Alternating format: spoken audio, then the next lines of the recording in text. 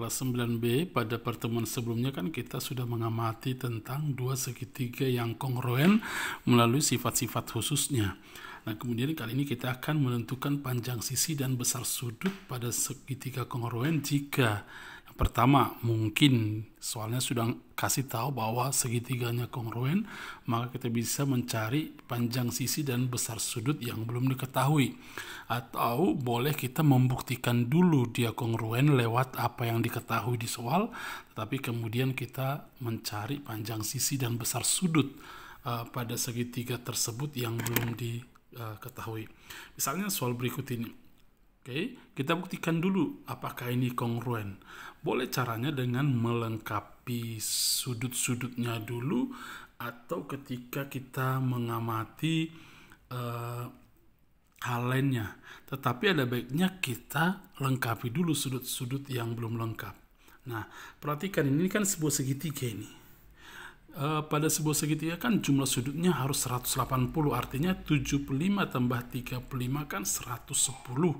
110 sisa dari 180 kan 70, berarti ini 70 derajat.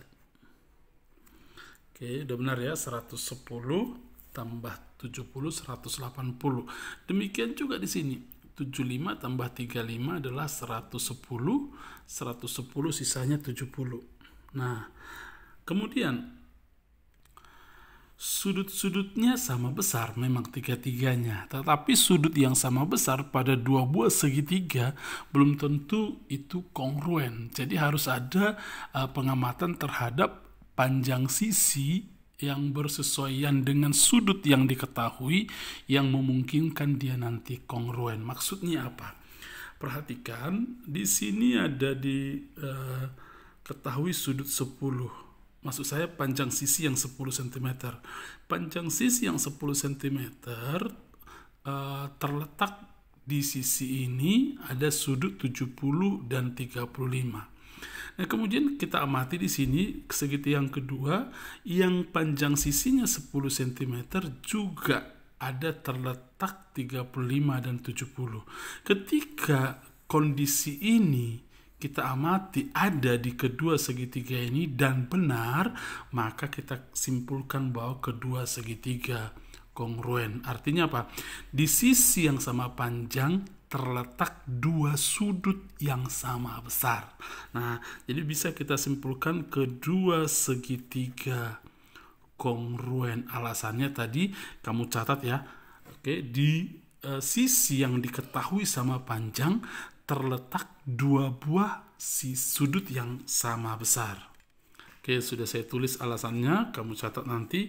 Nah, karena sudah kongruen maka tentunya sisi-sisi yang bersesuaian pasti sama panjang. Bagaimana mencari sisi-sisi yang belum diketahui?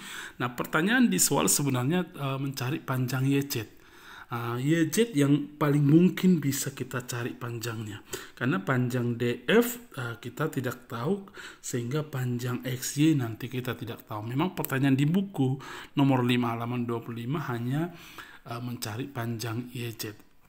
Nah, YZ ini di hadapannya adalah sudut 70. Perhatikan, di sini ada sudut 70, di hadapannya sisi 8 cm. Berarti karena sudah kongruen maka panjang YZ sama dengan panjang YD. Berarti YZ sama dengan DE sama-sama 8 cm. Berikut contoh kedua. Nah, contoh kedua. Jadi nanti dalam menyelesaikan persoalan kita nggak boleh menggunakan perasaan, tetapi kita harus mengamati detail apa yang membuat dua buah segitiga kongruen atau sebangun.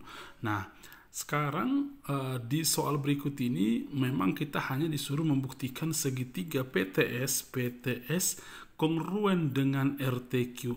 Artinya besar segitiga ini sama dengan besar segitiga ini, sudut S, sudut P, sudut T akan sama dengan sudut pada segitiga ini nanti masing-masing. Nah, yang diketahui tambahannya PS sama dengan QR. Ini PS sama dengan QR, tapi ini saya buat simbol satu garis saja. Sengaja tidak ditulis simbol satu garis karena memang ada di sini tanda panah. Tetapi tanda panah yang ini menunjukkan bahwa PS sejajar dengan QR ya. Jadi tanda panah itu menunjukkan PS sejajar QR. Ini simbol sejajar panah ini ya. Oke, jadi artinya ini dua buah garis sejajar. Ini sejajar dengan ini. Nanti kita lihat ini dipotong oleh garis ini atau dipotong oleh garis ini. Oke, harus paham ketika dua buah garis sejajar dipotong oleh sebuah garis. Pertama, waktu mengamati segitiga ini adalah bahwa sudut ini sama dengan sudut ini. Ini sama dengan sudut ini. Sudut PTS sama dengan sudut RTQ. Sudut PTS sama dengan sudut RTQ.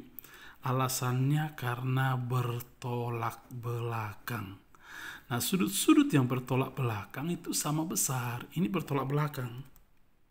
Oke, sudut-sudut yang bertolak belakang sama besar. Sebenarnya sudah bisa kita simpulkan kedua segitiga kongruen. Karena apa? Karena sudah diketahui dua buah sisi sama panjang. Misalnya ini. Pertama, ST sama dengan TQ. Nah, dan katanya memang di soal PS sama dengan RQ. Nah, pada dua sisi yang sama panjang ini, di hadapan salah satu sisi ini dan sisi ini, di hadapannya sudut yang sama besar. Ini sudutnya simbol O, ini sudutnya simbol O. Nah, jadi kedua segitiga kongruen, alasannya apa?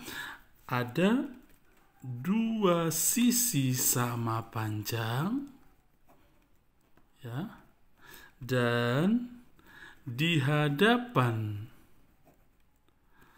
salah satu sisi terdapat sudut yang sama besar.